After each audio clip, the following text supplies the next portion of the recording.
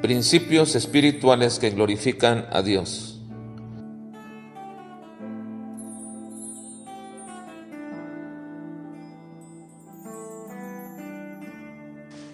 Principio eclesiástico número 17.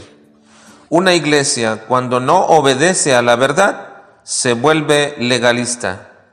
Gálatas capítulo 1 al capítulo 3. El legalismo como tal en sí mismo no es malo, porque lo que supone el legalismo es un apego a la ley, es decir, una obediencia irrestricta a las leyes.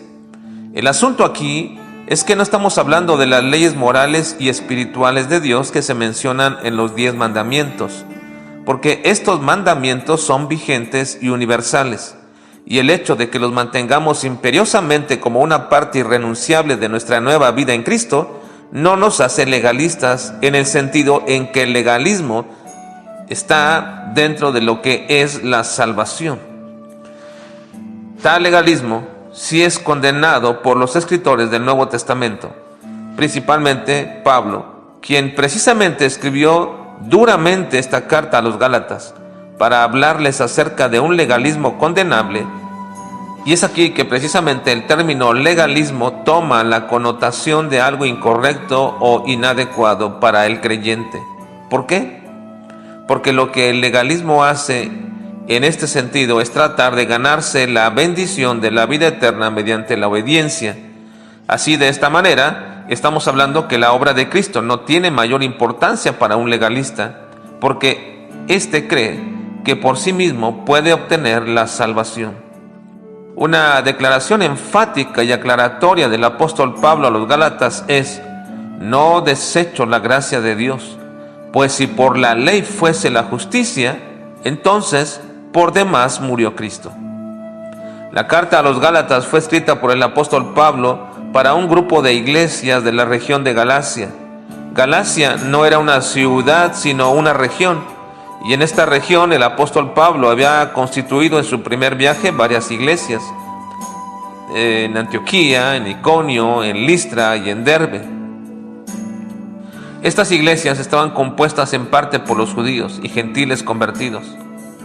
Los judaizantes legalistas habían llegado a estas iglesias para enseñarles que las leyes del Antiguo Testamento eran también obligatorias para los cristianos, argumentando que las promesas de Dios alcanzaban solamente a los judíos y que los gentiles entonces debían circuncidarse para poder experimentar plenamente la salvación al ser introducidos de esta manera al pueblo judío. Así que Pablo les escribe duramente, y después de explicarles la relación que tiene la ley respecto a nuestra salvación y de enseñarles que la ley no tiene el propósito de salvar, sino de señalar nuestro pecado y de llevarnos como una guía hasta Cristo, en nuestra incapacidad manifestada por ella misma, les declara un principio muy importante. Si una iglesia no aprende a obedecer a la verdad, entonces se vuelve legalista. ¿Por qué? La verdad es la palabra de Dios. En otras palabras, es la doctrina que en ella se manifiesta. Y Pablo establece que la salvación es un acto de pura gracia, obtenido solamente por la obra de Cristo, sin ninguna necesidad de añadirle a esta obra. De hecho, podríamos decir que, aunque el carácter de esta carta es de exhortación, Pablo aquí establece la grandiosa doctrina de la justificación por la fe y el significado de la verdadera libertad en Cristo. Así que cuando una iglesia no sigue esta doctrina, entonces tiene que ser reducido a su propio esfuerzo y por lo tanto deben apegarse a las obras personales en cuanto a seguir a la ley, lo cual resulta en un atractivo para muchos porque les hace ver y sentir que son parte importante en su salvación e incluso de su santificación, cuando imponen reglas en cuanto a la vestimenta y la apariencia dentro de las iglesias, que por supuesto, como una obra de gracia de Dios, los creyentes deben mantener una diferencia con este mundo. Pero cuando éstas se imponen dentro de las iglesias, es muy probable que esta iglesia está caminando peligrosamente hacia un legalismo.